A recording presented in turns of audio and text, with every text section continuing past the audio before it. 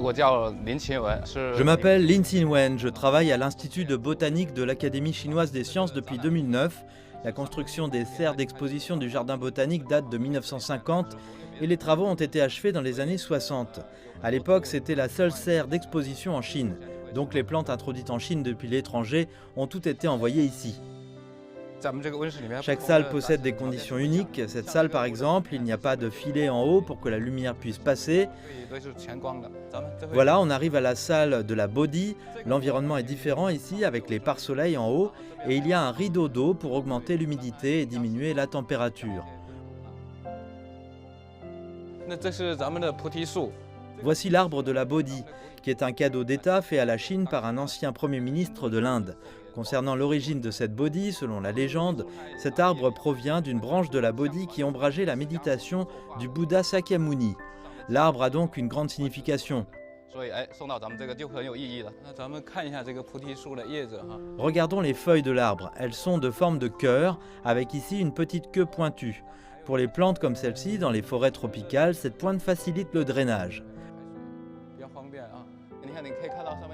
Voyez ici son fruit que l'on appelle une syncarpie. Les petites fleurs sont toutes dans ce qu'en botanique on appelle le réceptacle floral. Le réceptacle englobe les fleurs comme l'écorce.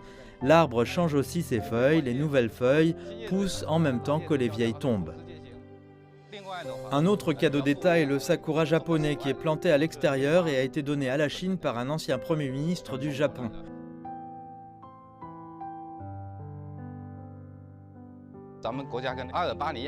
L'Albanie nous a donné ses Olea europaea, aussi connus sous le nom d'oliviers, comme cadeau d'État.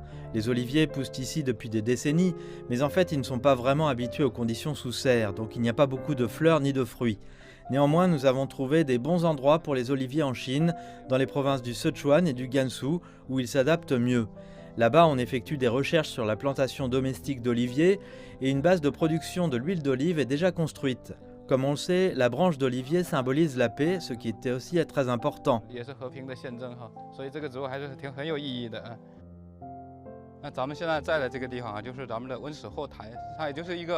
Cette zone ici, on l'appelle l'arrière-scène des serres. C'est ici qu'on fait la taille, l'entretien et la multiplication des plantes qu'on a introduites dans le jardin botanique avant de les exposer aux visiteurs dans les serres. Voici les Bougainvillae brasiliensis rauch, un cadeau d'État fait à la Chine par le Vietnam. En Chine, on l'appelle aussi baozin, ou la fleur triangle, parce qu'elle a 3 bractées.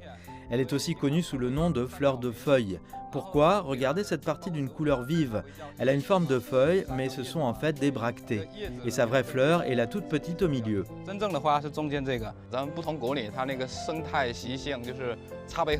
Ces plantes ont des caractéristiques très variées.